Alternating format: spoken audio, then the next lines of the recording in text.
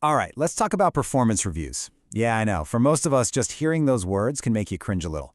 It's this process we're told is absolutely essential for our growth, for the company's success, but in reality, it so often just feels broken. So in this explainer, we're going to dive into why we have this crazy love-hate relationship with performance management, and most importantly, we're going to lay out a real, actionable blueprint for how to actually fix it.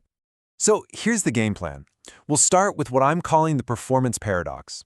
Then we'll try to figure out what it is we're even supposed to be managing. From there, we'll get into the real reasons we hate the process, and we'll wrap it all up with a blueprint for doing it better. Sound good? Let's go. Okay, so let's start with this really weird contradiction that's right at the heart of this whole thing. On the one hand, pretty much everyone agrees that managing performance is critical. But on the other hand, well, the reality is usually a total mess. I mean, look at this. On paper, performance management is something we should love, right? It's supposed to give us higher motivation, clearer goals, help us develop. But in practice, it just feels like a giant waste of time. It feels unfair, it's stressful, and for a lot of people, it's just this thing you have to do once a year. That gap between the idea and the reality is the real problem. And this isn't just a hunch either. A global survey from Accenture found that a whopping 75% of executives believe human performance is the single most important driver of their company's competitiveness. That's more important than productivity, even more important than technology. And that leads us to the core paradox. If it's so unbelievably important, why is it so often a complete train wreck that pretty much everyone dreads? Well, the answer starts with a question that's so basic, most organizations just skip right over it. Which brings us here. The whole system starts to fall apart right at the beginning. Because honestly, we can't even agree on what performance actually means. Seriously? Think about it. If you ask 10 different managers to define performance, you're going to get 10 different answers. Is it hitting your numbers? Is it being a creative genius? Is it being an amazing team player who helps everyone else succeed? When you don't have a clear definition, the foundation of your entire system is just mush. And this isn't a small disagreement. It runs deep, even across cultures. A typical Western view focuses on behavior, what you do, with the logic that results aren't always in your control. But a more traditional Chinese view is way broader. It includes what you do, what you achieve, and who you are as a person. Now imagine a global company trying to use one system for both. It gets messy, fast. So here's the thing. Performance can't be defined in a vacuum. The only definition that truly matters is whatever helps your specific organization achieve its specific goals. If your company's strategy is fuzzy, then your definition of performance will be fuzzy too. And that leads us to the biggest misunderstanding of them all. Okay, this is it. This is the big one. We're about to get to the number one reason that our love for the idea of performance management turns into pure hatred for the reality of it. And it all comes down to a simple but massive confusion. Pay close attention here. On the left, you have performance management.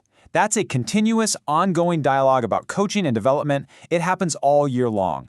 On the right, you have the performance appraisal. That's a single event. It's the yearly report card. The problem? Most companies say they're doing management, but all they're really doing is the appraisal. They've mistaken one single event for the entire process, and that right there is the root of almost all the frustration. This quote just nails it, doesn't it? An exam is supposed to be a tool to help you learn, not the end goal itself. But in the corporate world, we've made the appraisal, the exam, the entire point. We obsess over the final score, and we totally forget that its only purpose is to be a starting point for a conversation about getting better. Okay, so we've diagnosed the issues, right?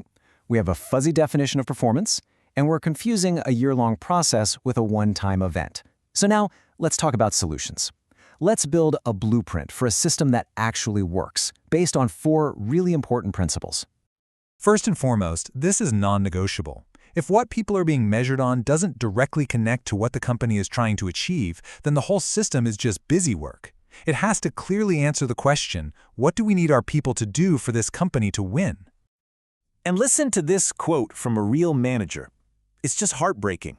When that link to strategy is missing, you don't create motivation, you create fear. People stop thinking about how to contribute and start thinking about how to survive. Principle number 2 is simple. One size does not fit all. You can't just copy and paste a system from a tech startup in California and expect it to work in a factory in Shanghai. Culture, both the companies and the countries, matters.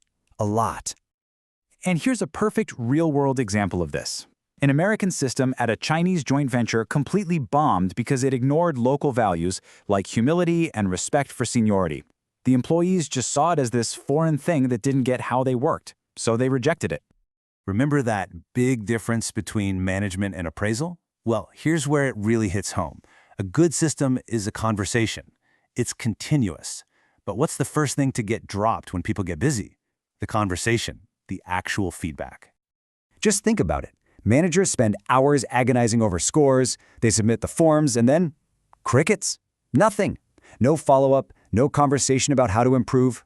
The whole thing feels completely pointless, like you're just diligently going through the motions. It's a massive waste of time and energy for zero benefit. And finally, the fourth principle. None of this other stuff matters if people don't trust the system to be fair. And that trust is built on a few key things: clear metrics, a transparent process, a way to appeal a decision you think is wrong, and of course, ethical behavior from the people doing the evaluating. Here's a great example of how this can go wrong, even with good intentions. A senior leader insisted on personally evaluating every single employee, even people they didn't manage. They might have thought they were being involved, but they completely destroyed any sense of fairness. You can't rate work you haven't seen. It just doesn't work. So after all that, it really boils down to two key takeaways. If you want to fix this thing, you have to make two huge shifts. First, you have to get crystal clear on what performance actually means for your strategy. And second, you have to shift your entire focus away from a single, scary appraisal event and toward a continuous, helpful management process. And that leaves us with one final and I think very important question that everyone should be asking themselves about their own workplace. Is the system you have right now a genuine tool for growth, or has it just become a stressful yearly ritual of judgment?